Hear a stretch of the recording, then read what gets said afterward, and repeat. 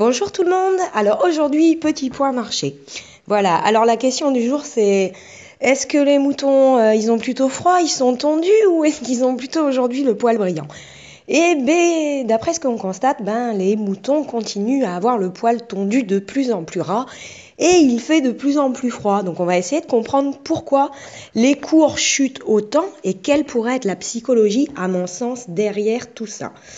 Donc bon, alors pourquoi ça chute? Donc qu'est-ce qui a aiguisé ma curiosité? En fait, ce qui a aiguisé ma curiosité, c'est en fait un petit commentaire que j'ai ajouté sur une chaîne et dont je voulais vous faire part. Une baleine avec 94 000 bitcoins et baisse des cryptos. Alors, quelle a été ma réponse à ce commentaire? Ma réponse à ce commentaire est la suivante. Les whales, les banques feraient-elles, point d'interrogation, baisser les cours de crypto en basculant en fait artificiellement entre le marché tradit et le marché des cryptos? Voilà. Est-ce que indirectement Satoshi Nakamoto est un monsieur qu'on n'a jamais réussi à identifier bizarrement? Allez voir les articles sur les capacités à aller lire nos mails, pomper nos données personnelles, investiguer dans notre vie privée, à écouter notre téléphone et pour autant ne pas être capable d'identifier Satoshi Nakamoto. Oh, point d'interrogation. Bon, ça aiguise quand même ma curiosité sur le fait de savoir qui est à l'origine de la création de ce nouveau système monétaire. En quelque sorte, est-ce l'avènement d'un nouvel ordre mondial? Indirectement, en fait, moi je me pose des questions, j'ai une certaine défiance sur le fait qu'effectivement ces baleines, ces whales, ces institutionnels, point d'interrogation, ces banquiers, point d'interrogation, de concert, point d'interrogation, et de manière synchronisée, en fait, pourraient tout simplement basculer d'un système à l'autre. Donc je vous invite à aller voir aussi un petit peu l'article notamment sur, par exemple, Bilderberg. Qu'est-ce que, en fait, Bilderberg et autres? Donc je vous ai mis le lien. Le groupe Bilderberg, qu'est-ce que ce rassemblement secret et ses membres complotent-ils vraiment autour d'un nouvel ordre mondial? Voilà. Donc est-ce que ce groupe Bilderberg, en fait, qui s'était passé, je crois, au mois de février, mars, voilà, est-ce que tout simplement, c'est pas le rendez-vous des grands qui leur permettrait de savoir qui fait quoi, quand et comment est-ce qu'on synchronise les entrées et les sorties entre plus riches? Voilà. Et comment, de manière synchronisée, en fait, on continue à tondre les moutons. Donc, je reviens à mon article. Donc, moi, sur ce commentaire, j'ai mis que ça continuait à chuter. Pourquoi? Parce que si on regarde la psychologie aujourd'hui, mai, juin, on paye les impôts. Quand on paye les impôts, on voit qu'il y a également à côté de ça beaucoup de mouvements de révolte. Il y a eu le 5 mai, ça continue, les gens sont pas contents. Donc à la limite, qu'est-ce qu'on pourrait faire croire? Que le système traditionnel aujourd'hui va bien, donc on lui redonne un peu d'illusion à ce système traditionnel. Pourquoi? Peut-être pour mieux surprendre, redonner de l'optimisme au marché et notamment aux contribuables parce que l'été arrive et il faut que les gens continuent d'aller en vacances, qui regardent la télé-réalité, l'air plutôt décontracté et surtout qui consomment. Pourquoi? Parce que l'été, c'est là où les gens manifestent le moins d'attention à ce qui se passe, mais pour autant c'est très important de voir quels sont les types de lois transposées, parce qu'indirectement en fonction des lois transposées, on sait à peu près à quelle sauce on va se faire manger. Donc là voilà, par exemple la BRDD, donc la directive de recapitalisation des banques par l'épargne des particuliers, un peu comme la Grèce. Là pas mal de petites choses sur les propriétés privées, donc on voit que les taux directeurs bancaires aujourd'hui restent bas, ce qui est un peu surprenant. Pourquoi les maintenir bas et quel pourrait être l'intérêt? C'est justement que les ménages s'endettent peut-être un petit peu et investissent dans de l'immobilier. Et puis peut-être que plus tard, si une crise pouvait arriver, on peut leur soustraire et vendre aux enchères leur immobilier. Donc du coup, voilà, il y a un jeu de basculement entre ces deux systèmes qui se met en place. Alors, quel est l'indicateur à suivre en fait et qu'est-ce qui pourrait faire un peu péter le système, déclencher une crise, voire même effondrer le système? Bon, il y a 2 points. C'est une 3e guerre mondiale.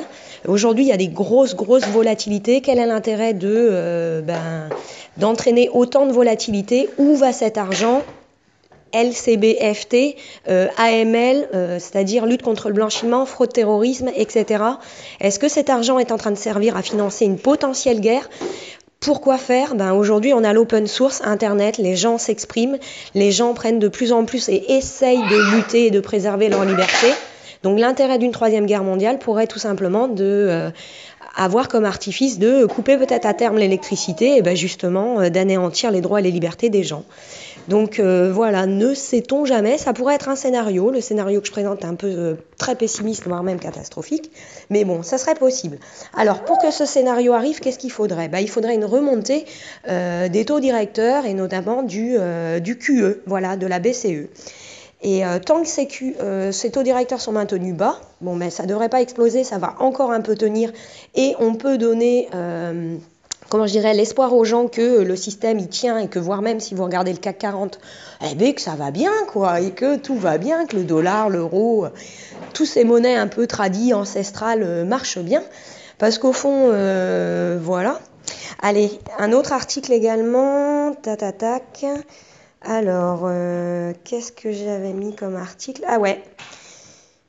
Là, qu'est-ce qu'il faut regarder? Il faut regarder un peu la BCE. Aujourd'hui, on a également un changement de gouvernance à la BCE. Alors voilà, il y a deux individus en fait qui se tirent la bourre, si je puis dire. Donc on a eu un changement, si vous lisez l'article, au niveau à la tête de la Réserve fédérale américaine, mais on va l'avoir aussi à la Banque centrale européenne. Donc Bilderberg, c'est peut-être aussi une harmonisation au niveau international en fait des techniques indirectement de tonte des moutons. Voilà, tout simplement. Donc, ils ne sont pas capables de se mettre en harmonie pour les droits, les libertés, pour fonctionner. Mais par contre, pour faire de l'argent, il n'y a pas de souci. Vous inquiétez pas que là, ils ne sont pas écoutés. Il n'y a pas d'écoute téléphonique, quoi. Donc, bon. Allez, donc la gouvernance de la BCE, en fait, si vous avez lu les articles depuis 2008, en fait, elle est déjà préétablie, cette gouvernance. Elle est déjà décidée. Et on voit que... le prédécesseur, en fait, il y en avait un qui avait été choisi, et puis en fait, tranquillement, le petit anglais, il reste à l'arrière, donc je pense qu'il a aussi des intérêts à gagner. Actuellement, ce qui va se passer, c'est que l'actuel président de la BCE, lui, il va partir en retraite, il aura fait marcher la planche à billets, il va faire exploser un système, lui, il va se mettre à l'ombre indirectement, et puis le second, en fait, il va mettre en place en fait ce qu'on appelle une politique d'austérité. Voilà. Et puis on va dire quelque chose en premier lieu, l'allemand Jens Wenmann, c'est l'ancien président de la Bundesbank. Aïe, ça fait mal ça déjà, hein. Bundesbank. Aïe. Donc voilà, ça fait un peu peur. Donc allez, je vous invite à aller voir tout ça, mais ce que je voulais vous dire, c'est surtout faites très très attention à vous. Parce que indirectement, il y a des flux de capitaux. Et quel est l'intérêt d'autant de flux de capitaux massifs? Et en règle générale, quand les médias vous parlent de devenir billionnaire, trillionnaire très rapidement, c'est qu'en règle générale, c'est vous qu'on va pomper.